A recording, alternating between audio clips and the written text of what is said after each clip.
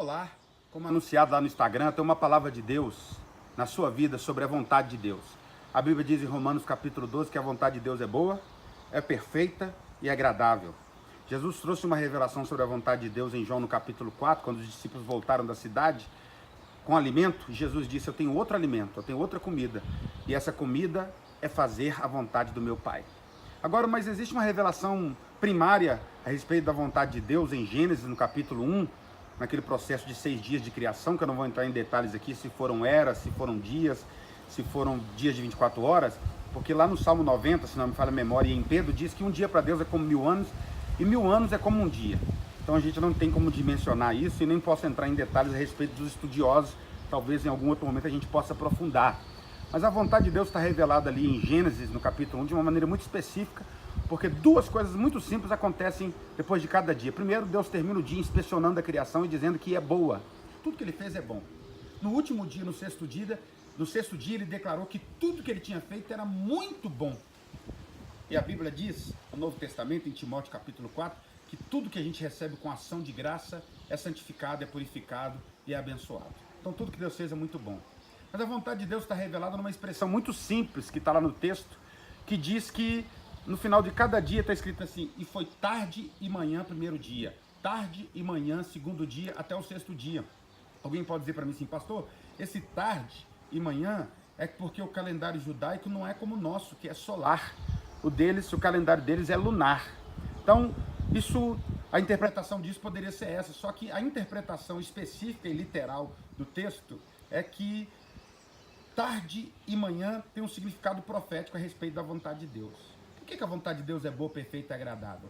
Uma das interpretações vem de um homem, de um escritor chamado Eugene Peterson, que diz que esse tarde e manhã, uma das interpretações devocionais dela é o seguinte: que quando o homem se levanta, Deus já está na metade do dia de trabalho dele. Como está ventando aqui agora dessa forma, a Bíblia diz em Gênesis 3:8 que Deus visitava o homem na viração do dia. A viração do dia no hebraico era as brisas frescas da tarde. Ou seja, quando o homem via o balançar das árvores, inclusive eu estou fazendo esses vídeos, farei outros debaixo de árvores, porque Deus encontrou-se muitas vezes com Abraão debaixo de árvores, Gênesis 18, e também se encontrou com Zaqueu, quando Zaqueu estava na árvore. Esses são parênteses. Mas por que a vontade de Deus é boa, perfeita e agradável? Está escrito assim: e foi tarde de manhã, primeiro dia, tarde de manhã, segundo dia. Por quê? E essa foi a conclusão dele interpretando o texto. Quando o homem se levanta, Deus já está na metade do dia de trabalho dele. Ou seja, Deus, para se relacionar conosco, ele desce ao nosso nível. E quando a gente se levanta, ele está meio-dia na nossa frente. Ou seja, se a gente fosse interpretar literalmente, ele está 12 horas na nossa frente. É por isso que ele sabe o melhor caminho para você. Porque o caminho que você ia passar, ele passou antes. Deus não é controlador como nenhum ditador, como nenhum político megalomaníaco ou autocentrado. Não. Deus é um Deus que mostra o seu caminho e mostra a sua vontade. A Bíblia diz em Isaías, no capítulo 30, no verso 21, que foi o primeiro versículo da Bíblia que eu aprendi, está escrito assim: quando os seus pés se desviarem para a direita ou para a esquerda, os seus ouvidos ouvirão detrás de ti uma voz dizendo: esse é o caminho, anda nele. Então a vontade de Deus não é te pegar pela mão e te levar à força. A vontade de Deus é te mostrar o caminho.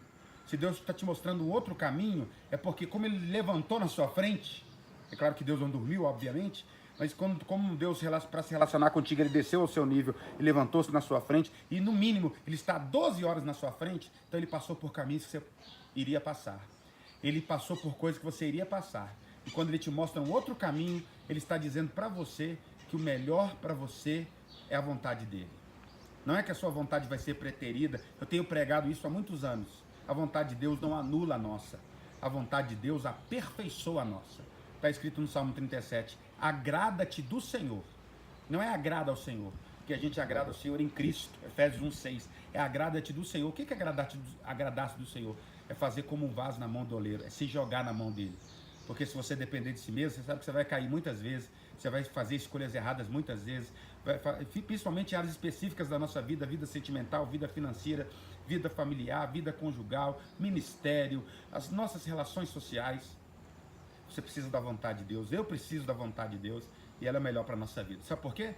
Porque Deus está 12 horas na sua frente e está dizendo, segue o meu caminho, vem comigo. Foi isso que Enoque fez. A Bíblia diz, e Enoque andou com Deus. O que é isso? Um dia Enoque viu Deus passando, a gente não sabe definir como. Enoque se agarrou com Deus e disse, aonde tu fores eu vou. E aí o que aconteceu? Deus gostou tanto da companhia de Enoque que levou ele para si. Foi arrebatado. Então, se você aceitar a vontade de Deus, que não é fácil, ela aperfeiçoa a nós, agrade-te do Senhor e Ele satisfará o desejo do seu coração, mas não é fácil. Mas mesmo não sendo fácil, ela é boa, perfeita e agradável. Não se esqueça disso. Deus te abençoe e te dê vitórias. Amém.